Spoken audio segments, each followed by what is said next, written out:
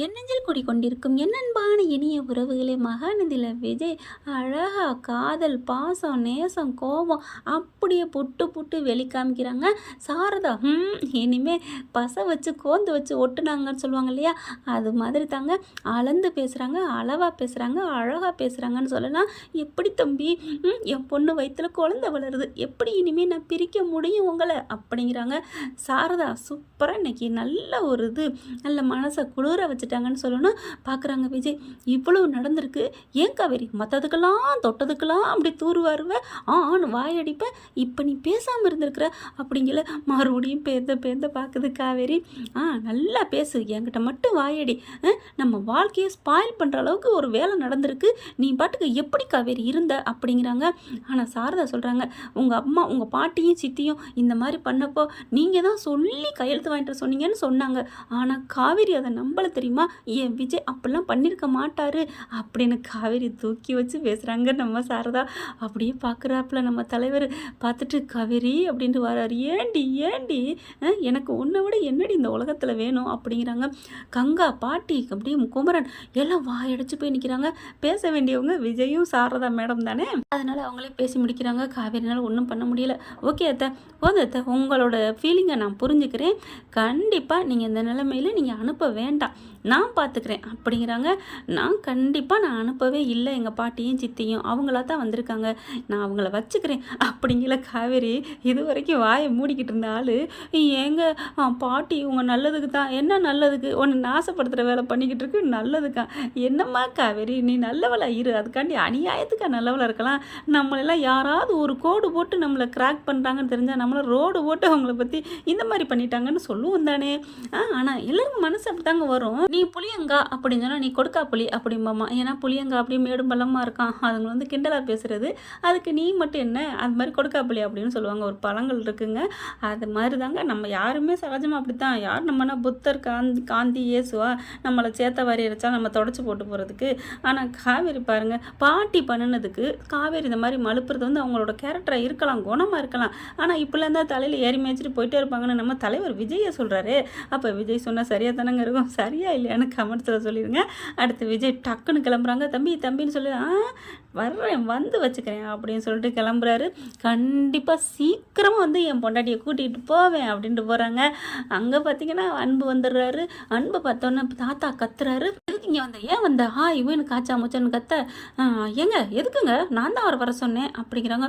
அவங்க அவர் வெளியில் ஹோட்டலில் சாப்பிட்டு உடம்பு முடியாமல் போச்சான். அடிங்க ஐயால என்னங்கடி, எனக்கு செம்ம கோவம் வருதுங்க. அவர் டைவர்ஸ் பத்திரத்தில் கையெழுத்துக்கு விட்டது கூட எனக்கு கோவம் இல்லை பாட்டி மேலே. ஆனால் அவர் வெளியில் சாப்பிட்டு வயிறு நொந்து போச்சான். அடி ஏண்டு தூக்கி வளர்த்தவோம் விஜய் தங்கம் பெற்ற பேரன் கொண்டு போய் உள்ளார போட்டு வச்சுருந்தேன். ஊராம் பேச்சை கேட்டுக்கிட்டு காவேரி மட்டும் இல்லைன்னா அந்த வெண்ணிலாக்கிட்ட லாவகமாக பேச்சை கொடுத்து, ஆமாம் நான் வேணுக்குன்னு பள்ளி போட்டு நான் அவள் சொல்லலைன்னா நேரம் வெளியில் வந்திருப்பானா. இப்போ அவன் கேஸ் கொடுத்தானே, பொய் கேஸ் கொடுத்தானே, அதுக்கும் காவேரிக்கும் சம்மந்தம் இல்லை. வெண்ணிலாவை இவன் தான் தூக்குனது, வெண்ணிலா அப்பா அம்மா தூக்குனது, அதுக்காகத்தான் அவன் வேணுக்குன்னு டக்குன்னு விஜய் மேலே போட்டான் பழிய அன்பு. ஆனால் இதுக்கும் கூட காவேரி தான் காரணம் சொல்ல ஆரம்பிப்பாங்கன்னு பார்த்தா அப்படி சொல்லலை. ஆனால் மூலகாரணம் பசுவால் தான் அப்படிங்கிற மாதிரி. ஆனால் அன்பு இப்படிலாம் நடிக்கக்கூடாதுங்க. இல்லைம்மாம்மா, ஐயோ விஜய் வந்தால் பயங்கரமாக கத்துவான், போன்னு சொல்லிக்கிட்டு தாத்தா கத்துறாங்க. என்னப்பா அவர் பாவம் இல்லையா, அவர் வீட்டுக்கு தான் என்னை கூப்பிட்டாரு, நான் என்ன பண்ணுறேன்னு தெரியாமல் இருக்கல, அம்மா இங்கே இருக்க சொல்லிச்சு அவரையே அப்படிங்கிறாங்க. பாட்டியும் ஆமாங்க, நம்ம பிள்ளைங்க என்னடி நம்ம பிள்ளைனோட கேவலமான கூட சேர்த்து வைக்க நினைக்கிறேன், நல்ல பிள்ளையா இருந்தாலும் அடுத்த வீட்டு பிள்ளைங்கிறதுனால காவேரியை வேணான்னு ஒதுக்கி வைக்கிறேன் அப்படிங்கிறதான் கரெக்டாக பார்க்குறாங்க. அப்படியே வராரு. என்னப்பா விஜய் வந்துட்டே அப்படின்னு பதட்டத்தோடு போயிட்டு தாத்தா கேட்க, ஆமாம் தாத்தா அதான் வந்துட்டேன்ல அப்படின்னு நிமிர்றாங்க. அன்பை பார்த்தோன்னு செம்ம காண்டாகிறாரு. வந்து ஏன் வந்து அப்படின்னு சொல்லிட்டு பயங்கரமாக கத்த, இருப்பா எதுக்கு பண்ணுற, நான் தான் அவரை வர சொன்னேன் அப்படின்னு அப்படியே ஆத்தாலும் மகளும் பேசுகிறாளுங்களா. எதுக்கு பாட்டி இந்த ஆள் ஏன் பாட்டி வரணும், கொஞ்சம் நாங்கள் துரோகமாக பண்ணியிருக்காரு அந்த பசுபதியோடு சேர்ந்துக்கிட்டு, இன்னும் நான் உள்ளுக்கு களி தின்னிருப்பேன், கம்பி இருப்பேன் அப்படி இப்படின்னு கத்துறாங்களா. இங்கே பார்க்குறாங்க பாட்டி, அவர் திருந்திட்டாரா, ஏதோ தப்பு பண்ணிட்டேன்னு சொல்லிட்டாரு, ஏங்க என்ன பெரிய தப்பு பண்ணிட்டேன்னு சொன்னால் அது முடிஞ்சு போயிடுமா, எந்த ஒரு நியாயம். ஆனால் அந்த குந்தாணி கிளவி என்ன பண்ணுது, அவர் தான் மன்னிப்பு கேட்டார்ல, விட ஏதோ சேருவாரோட தேராமல் சேர்ந்து இப்படி பண்ணிட்டாரு அப்படி இப்படிங்கிறாங்க. எப்படி என்னால் முடியும், அடிப்பட்டவங்களுக்கு தானே அதோட காயம் வலி என்னன்னு தெரியும், முடியவே முடியாது, என்ன நினச்சிட்டு இருக்கா அப்படின்னு காய்ச்சா மச்சன்னு கத்துறாங்க. அப்படியே பாட்டி பாட்டிக்கிட்ட வந்து தாத்தா வந்துட்டார். என்ன கல்யாணி, எதுக்கு இப்படிலாம் பண்ணிக்கிட்டு இருக்கிற அப்படின்னு சொல்லி கத்துறாங்க. அப்போ தான் சொல்கிறாங்க, ஏப்பா எதுக்குப்பா, அவர் நல்லவர்ப்பா, திருந்திட்டாருப்பா, என் பேச்சில் உங்களுக்கு நம்பிக்கை இல்லையா அப்படின்னு கேட்க, எப்படி பாட்டி நம்பினவங்க எல்லாருமே முதுகில் குத்துறாங்களே அப்படின்னோடனே, என்ன அப்படிங்கிற மாதிரி பாட்டிக்கு புரிஞ்சுக்கிறதுங்க. ஆனாலும் பயப்படலங்க விஜய்க்கெலாம்.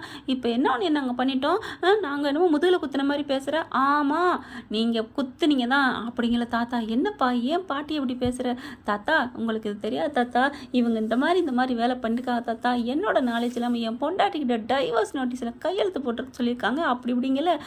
அவள் தான் வேணான்னு சொல்லிட்டா, அதனால தான்.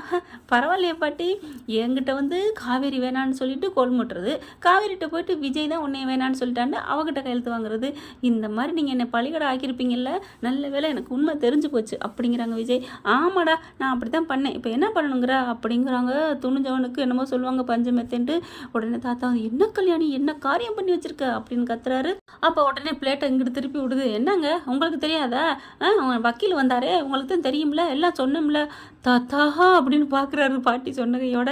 தாத்தா பாவங்க அப்படின்னு நடுங்குது. அந்த பேரனோட அன்பு இல்லாமல் போயிருமேன்னு நினைச்சாரா, இல்லை தான் தப்பே செய்யாமல் தான் மேலே எந்த பழியும் போட்டுருவாங்களோ அப்படின்னு பயந்தாரா என்னமோ. விஜய் நம்பாதப்பா, அவள் இல்லை, அவள் எனக்கு இதெல்லாம் தெரியாது. ஏங்க வக்கீல் வந்து உங்களுக்கு தெரியும்ல அப்படிங்கிறாங்க. வக்கீல் வந்து தெரியும்ப்பா, அவள் சொன்னா அதெல்லாம் வேண்டாம் அப்படின்னு நான் எவ்வளோ சொல்லிட்டேன், விஜய்கிட்ட கேட்காம இதெல்லாம் பண்ணாதுன்ட்டு, அப்புறம் என்னமோ பண்ணி தொலைன்னு நான் விட்டுட்டேன் அப்படிங்கிறாங்க தாத்தா. அப்படியே பார்க்குறாரு விஜய், என்னை தப்பாலாம் நினைக்காதப்பா அப்படிங்கிறாங்க. பாட்டி இந்த மாதிரி சொன்ன கையோடு என்ன பண்ணியிருக்கணும், விஜய்க்கு போட்டு கொடுத்துருக்கணும். போட்டு கொடுக்காட்டியும் இந்த மாதிரி சொல்லியிருக்கணும். ஆமாம் வந்து சுவிட்ச் ஆஃப் பண்ணி வச்சுட்டாரோ, அதுக்கு முன்னாடியே ஒரு சுவிட்ச் ஆன்லானுங்க இருந்துச்சு. என்னன்னு புரியலை, தாத்தா எப்படி இந்த மாதிரி கோட்டை விட்டாருன்னு புரியலை. விரல் நடுவில் தண்ணி அள்ளி பார்த்துருக்காரு, அது நடுவில் வந்து கீழே ஒளிகிடுச்சின்னு தான் சொல்லணும். ஒரு சில நேரங்களில் தாத்தா வந்து கொஞ்சம் லூஸாக இருந்துட்டார். பார்க்குறாங்க விஜய், தாத்தா வந்து தப்பாக நினைக்கல. ஆனாலும் பாட்டி பக்கத்து திரும்புகிறாரு. பாட்டி அப்போது நான் உங்களுக்கு முக்கியம் இல்லை அப்படி தானே, என்னப்பா அவர் அப்படி வீட்டை விட்டு விரட்டணுங்கிற, இந்தால விரட்டணுங்கிற, அப்படிங்கிற இப்படிங்கிற, நம்ம குடும்பத்துக்காக அவர் எவ்வளோ பண்ணியிருக்காரு தெரியுமா, என்ன பண்ணியிருக்காரு, காசு பணம் தான் கொடுக்கல, மற்றபடி என் மகளும் என் மருமையனும் உனக்கு அவ்வளோ பண்ணியிருக்கிறாங்க. அக்கா மக்கா ஆதி காலத்துலேருந்து இன்னைக்கு வரைக்கும் அந்த பொம்பளை பிள்ளை மேலேயும் அந்த புருஷனை பொம்பளை பிள்ளை கட்டுச்சு அந்த புருஷேன்னு ஒருத்தன், அவன் கேவலமான கேடு கட்டவன் இருந்தாலும் சரி, மருமையன்னு ஒரு புல்லை தூக்கி போட்டாலும் அவங்களுக்கு மரியாதை கொடுக்குறாங்க மாமியாக்காரிங்க. பார்த்தா 2 பேரும் எனக்கு வேணும்லப்பா, பாவப்பா உனக்கு அவ்வளோ நல்லது செஞ்சுருக்காங்க, அஜய்க்கும் நல்ல வாழ்க்கை அமைன்னு நினைக்கிறாங்க. எல்லாம் அந்த பசுபதியால் தான். அந்த பசுபதி எதுக்காக அப்படி பண்ணுறான்னா அந்த காவேரியால்.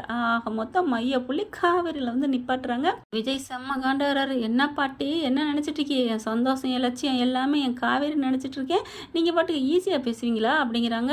பார்க்குறாங்க, இங்கே பாருங்கள் அவள் இந்த வீட்டுக்கு தேவையே இல்லை, நான் சொல்கிறேன் அப்படின்னு கேட்டுக்கோங்க அப்படின்னு தாத்தா கிட்ட பாட்டி சொல்கிறாங்க. தாத்தா பாட்டி நல்லா சூப்பராக பண்ணிட்டீங்கல்ல, நல்லா பண்ணிட்டீங்க, இப்போ உங்களுக்கு ஒன்றுனா இவர் விட்டு கொடுப்பாரா, தாத்தாவுக்கு ஒன்று நீங்கள் விட்டு கொடுப்பீங்களா அப்படிங்கிறாரு. டேய் நாங்கள் விட்டு கொடுக்க மாட்டோம்டா, ஆனால் அவள் உன்னை விட்டு கொடுத்துட்டு இருந்தால யார் பாட்டி விட்டு கொடுத்துருந்தது, நீங்கள் தான் போய் கேவலமான வேலை பண்ணிட்டு வந்துட்டீங்க, இல்லாட்டி அவள் அன்னைக்கே வந்திருப்பா தெரியுமா, என் பொண்டாட்டியே என்கிட்ட பிரிக்க நினச்சவங்க யாருமே எனக்கு தேவையில்லை அப்படிங்கிறாங்க. ஓ உன் பொண்டாட்டி மட்டும் போதுமா, அப்போ நாங்கள் இந்த சொத்து சோகம் எதுவுமே உனக்கு முக்கியம் இல்லையா, தேவையில்லையா அப்படின்னு கத்துறாங்க. ஆமாம் பாட்டி எதுவுமே எனக்கு முக்கியம் இல்லை, தேவையில்லை தான், எனக்கு காவேரி தான் முக்கியம் அப்படிங்கிறாங்க. அப்படியே பார்க்குறாங்க. ஓ அந்தளவுக்கு மாயமந்திரம் பண்ணி வச்சுருக்காளா, என்ன வேணாலும் நீங்கள் சொல்லிக்கோங்க பாட்டி, ஒரு புருஷன் வந்து பொண்டாட்டி நினைக்கணும் அப்படிங்கிற அளவுக்கு பாசமாக நடந்துக்கிட்டான்னா அதுக்கு பேர் மாயமந்திரம்னா சொல்லிக்கோங்க பாட்டி, சொல்லிக்கோங்க, எனக்கு அதை பற்றிலாம் கவலை இல்லை, ஊர் உலகம் என்ன சொல்லும், அதை சொல்லுமா இதை சொல்லும், டோன்ட் கேர் அப்படிங்கிறாங்க. எனக்கு என் பொண்டாட்டி தான் முக்கியம் அப்படிங்கிறாங்க. இந்த சொத்து பத்து எல்லாத்தையும் வச்சுக்கோங்க, அதோ இந்த கொள்ளை கும்பல் வந்துருச்சுல மறுபடியும், இவரை பற்றி எல்லாம் தெரிஞ்சிருந்தும் என் மேலே எவ்வளோ பெரிய கூசாமல் பழி போட்டார், நான் அந்த வெண்ணிலா தூக்குனேன்னு சொல்லிட்டு அதெல்லாம் ஈஸியாக நம்ம பாக்கு போட்டு மெத்தலை போட்டு துப்புன மாதிரி நீ ஈஸியாக நீங்கள் எடுத்துக்க சொல்கிறீங்க பாட்டி. பரவாயில்ல பாட்டி பரவாயில்ல, எனக்கு என் பொண்டாட்டி என் உயிர் அவள் இருக்கா, நான் அவள் கூட போய் சேர்ந்துக்கிறேன் அப்படின்னு சொல்லிட்டு எல்லாத்தையும் தூக்கி போட்டு வேகமாக போகிறாரு. தாத்தா போயிட்டு பின்னாடி பேராண்டின்னு போகிறாங்க. இல்லை தாத்தா இனிமேல் இந்த வீட்டில் ஒரு நிமிஷம் இருக்க மாட்டேன், அதில் பாட்டி குந்தாணி கிளவி நான் வெளியில் போகிறேங்குது போகுது. ஆனால் நீங்கள் ஏன் பாட்டி போகிறீங்க, நான் போகிறேன் அப்படின்னு சொல்லிட்டு வேகமாக துணிமணி எடுக்கிறாங்க.